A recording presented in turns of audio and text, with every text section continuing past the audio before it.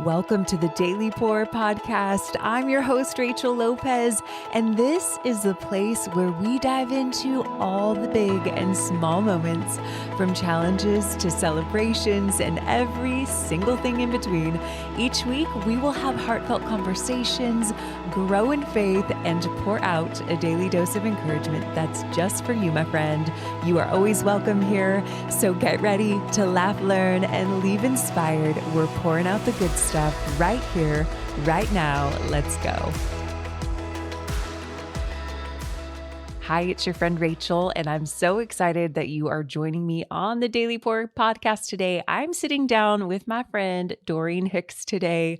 You are going to love her. She's one of those people that you meet and you love instantly because she has that personality. She's so fun and vivacious, and she's going to share her story. Why are you laughing? It's true.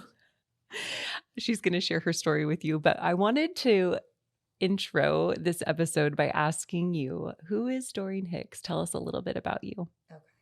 Well, I am retired from the police department. I was a dispatcher for 26 years. I married my sweetheart, who is also a police officer, Dale. We've been together 33 years. We have a blended family of 4, 3 girls and a boy. We have 11 grandchildren, and it's amazing to have a blended family, but we have a big family now. And they all love to come hang out with you. They love hanging out. This last weekend, how many kids did you have in your home? 8. 8 children. And yeah, a lot of anxiety, but yes. Yeah.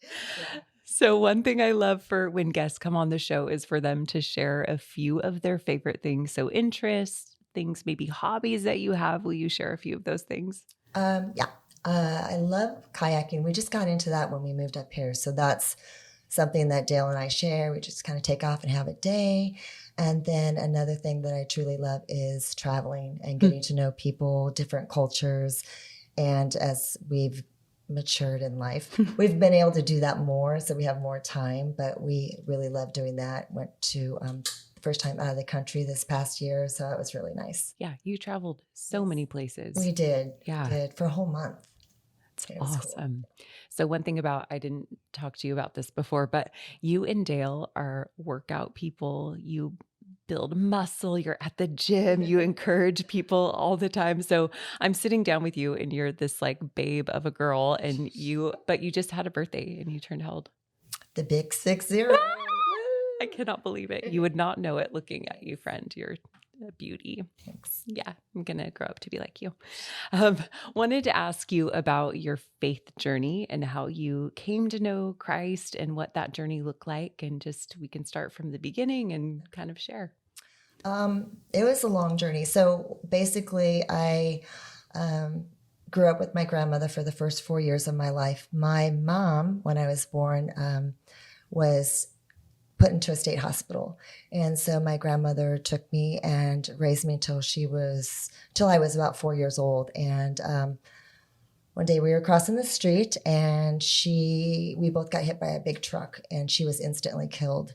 And from that point on, I went to live with another aunt in the family, lived with them the rest of my teenage years, young adult years. And during that time, I always knew that I was being taken care of by something other than my parents. I knew, I didn't really know who God was, but I knew there was a God that existed.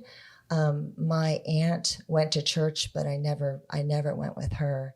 And as I grew older, I've always had this desire to know more, and I just didn't know what that was. I was married and divorced, and along that journey, I ran into people that knew the Lord. And I tried to, find out a little bit more. I tried to go to church, but nobody really at that point in time, I want to say, took the time to explain to me what that was and what a relationship with the Lord was. And I met my husband. We've been together 33 years now. So he was a big part of my life as far as he was Catholic at the time. And he wasn't practicing Catholic, I guess you would say. So there was a point in our lives where, he would teach me things out of the Bible, but nothing was consistent. So my curiosity was always there to learn more, to learn more. I remember asking neighbors one time because I knew they went to church, and she brought me over a few things, but still never really spoke to me about having a relationship with Christ. And in my walk now, that saddens me because I could have known the Lord way back when, and I would have probably saved myself a lot of decisions that I made. I would have not made the same decisions. But from there, my husband and I were both led to a church in South Stockton. And in 2008, we both became Christians and took a walk of faith and have never looked back. It's been an amazing journey, and God is just, I can't be more grateful for the relationship I have with him. It's just been life-changing for me. Where I am now, I never thought I would be. And yeah, that's where I am. We're in women's ministry together. And so we're walking through a discipleship program together, doing a Bible study. And you had shared with the girls, because I asked you to share your story, and you had shared with the girls that you had gone to church and that the pastor explained the gospel, that Jesus came, that he died on a cross for our sins. He gave his life for us and he rose on the third day. And you said that when he offered that invitation, you didn't look to the right or to the left or at your husband, like you went running. I went running down. I did. Luckily we were in a church that you can literally do that there. Yeah. So I did. I took off, and I have not looked back, and my husband just followed. And it was amazing because I knew that at that point, all these years, even when I was young, and I had that feeling in my heart, I didn't know what that was. But the moment that he said that, I knew exactly what I was looking for, and it was Christ. And that was, I can't even explain that moment, because that was a moment that you just had this immense peace and answer to everything. Yeah. It was an answer for me, and it was just peace for me. It makes me think, as we walk this life and we're at the grocery store or wherever we are, that there's people that God has been doing something maybe in their lives, in their hearts since childhood, and that we may be the person that God's put in their life to talk to them or to share what he's done in our lives and to share our stories. Why do you believe it's important that we don't keep our faith to ourselves? Because there are those people out there like myself, that you don't know the impact that you're going to have on that person's life. They may never hear anything positive or anything about the Lord, or never have read the Bible. And just by you having that little bit of a connection and having a conversation with them, you don't know what that's going to lead to. Just even explaining yourself or having a conversation about something that you've experienced, and they ask you, they can ask you, how did you get through that? And, it's by Christ alone. It's just by Christ. And you can explain that to them, because for me, honestly, it grieves me to think that I wouldn't give somebody else that opportunity because I didn't have that. And I know what that means not to have that, not having someone to speak to you when they could have all along. And I don't want to, I need to honor God, and I give him glory for what he's brought me through. So I want to be able to honor him and speaking to somebody else and share my story with others, so somebody doesn't have to walk alone and they don't have to miss out. Yeah. And there is fear in that. We were talking in our small group about that too, that there is a fear and a hesitation in sharing faith. And how do you, on a personal level, walk through that? I know we were talking about being bold and that you are in this new era. Talk to us about this new era for you. New era of the big 60.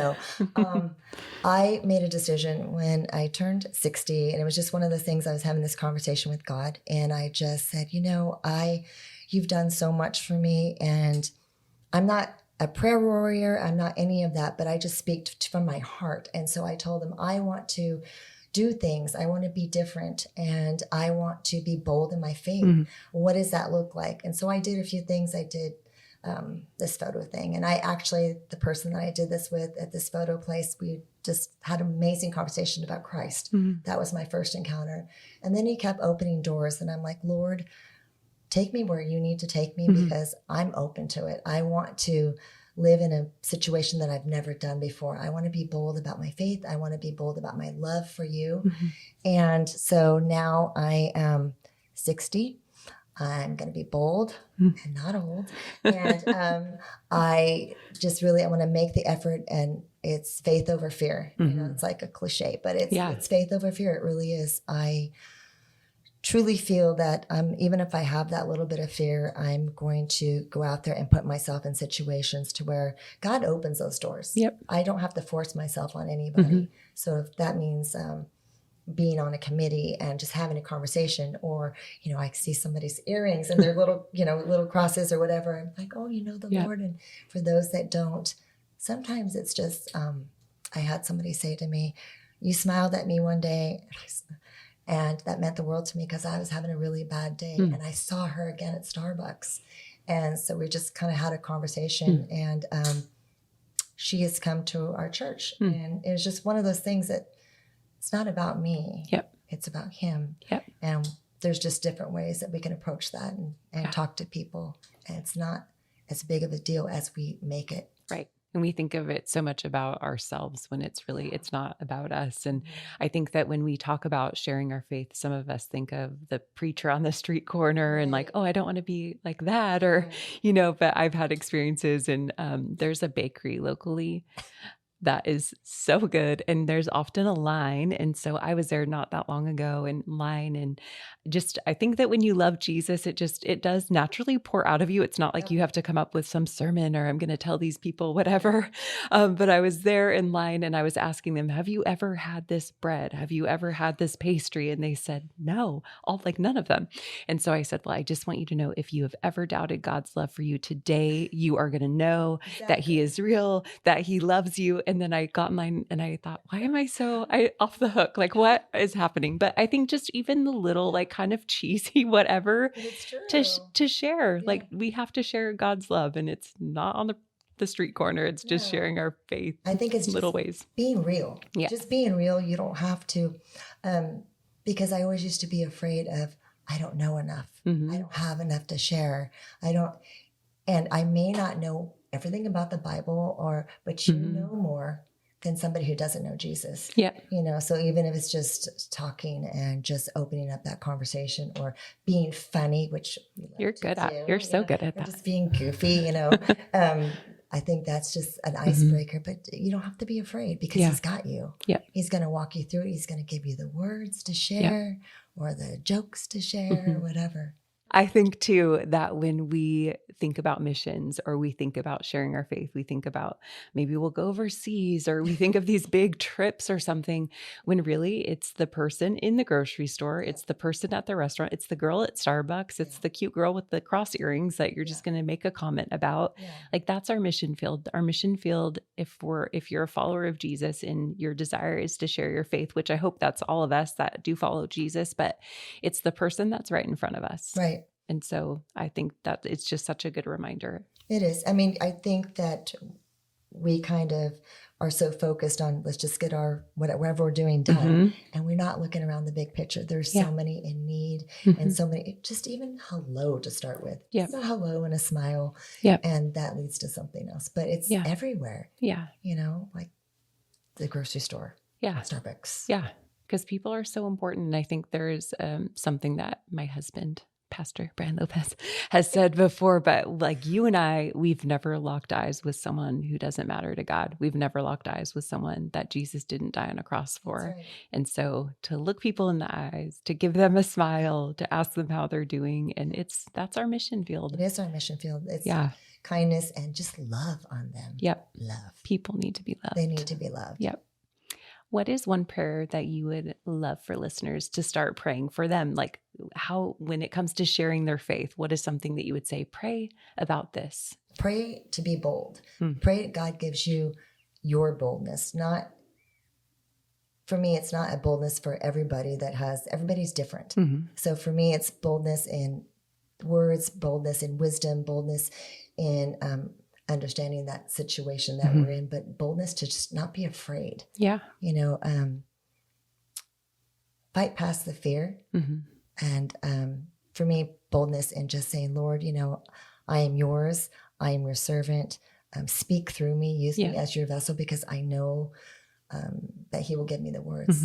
And to be honest with you, I can't say that I would say this 5 years ago because Yeah. I'm not in the same place. But You were only 55. I was only 55 then. But now that I'm the big 60, Yeah.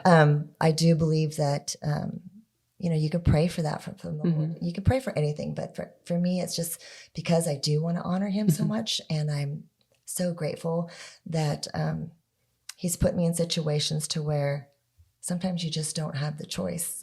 You have to be bold. Yeah. I was thinking of the thrift store, but it's true. You just have to be bold and step out on your faith. Yeah. So Doreen, you managed that there was a thrift store our church was a part of. She was the boss. The thrift store was the boss. But you were the boss babe. But one of our daughters worked at the thrift store with you, and she would come home and just say, Doreen's so awesome. Like, you would gather those ladies, all your staff, and pray for them and ask, like, God, give us eyes to see people that need to be seen today. Give us ears to hear. And I heard story after story about how you showed up in boldness in people's lives and gave needs you met needs that people had that would come in, and the homeless. And I do have to say, for those that really, really know me, they know that's not me, because I would never do that. I've been in prayer groups before, and they ask me if I want to pray. I'm like, nope, absolutely not. But when you start praying about being bold, or just, Lord, I want to be able to pray over people. I want to be able to love on them and do those things. And then when I started working at the thrift store with all these ladies, and it's a faith-based Christian store. I mean, we're owned by our church. So how can I not pray with them to start our day? And people would come into the store, and they know we're the call. Can I say that? Yeah. And, come in there and they'd ask for prayer. But there's also situations where we had people that didn't want anything to do with some of these homeless people that were coming in, and we would actually pray over them. And that was my first experience. I want to say, is that called street witnessing? I don't know. But to really take them out and pray over them. And I will tell you, from that point, I've never been so blessed, because I've never done that in my life, and I knew God was really stretching me. But, I'm still not completely comfortable with that. I'm still praying my bold prayers to God every day, because I'm like, can we work on me some more, please? Yeah. But I just think that's one of those things that God's even going to put you in those situations where you don't really have a choice. Yeah. I think too, we were talking about it earlier, is just saying yes to God when he calls us out to do uncomfortable things that are outside of our comfort zone. If it's praying for someone, that's something, even I would say in recent years, with someone in the grocery store that shares their story and they're struggling right then and there, like, not, oh, I'll be praying for you. Like, can I pray for you now? And so, we are all a work in progress. God is not done with us. And hopefully when, in 5 more years, there's going to be even bigger stories that you'll share to encourage. But I'm just so proud of you and for the journey that you've been on. And I think your story is such a great reminder that we have to be bold in sharing faith. And you think about from your childhood to adolescence to young adulthood to adulthood, that you were desiring for someone to share Christ with you. Yeah, because I was not until my 40s. Yeah. So, that's a long time to wait. So if you have the opportunity, please speak to someone, help them, because it's a journey that they're struggling all by themselves and they don't know. Yep. It's what we're here for. Right. Yeah. Thank you so much for sharing your story today. You're welcome. Yeah. My prayer is that our listeners would be encouraged, that they would also be bold, not old, and share their faith with every single person. And faith isn't a whole theology, a 101 or anything. It is sharing your story. And if it's not even sharing your story, it's just giving a hug, giving a handshake, a high five, smiling, making eye contact, making people feel important, because they are. Amen to that. Yeah. Love you, friend. Love you. Thanks for joining us on The Daily Pour. We'll catch up with you next week. Thanks so much for joining the Daily Pour podcast. If you enjoyed today's episode, make sure to subscribe on your favorite podcast app so you never miss what's next. And don't forget, the Daily Pour is on YouTube. We'll be showing up on video soon, so head over, hit that subscribe button, and be the first to see when we go live with new content. If you're enjoying the show, please take a moment to leave us a review. It really helps others discover the podcast. And if you know someone who'd be encouraged by this conversation, go ahead and share the episode with a friend. Thanks for listening. See you next time, my friend.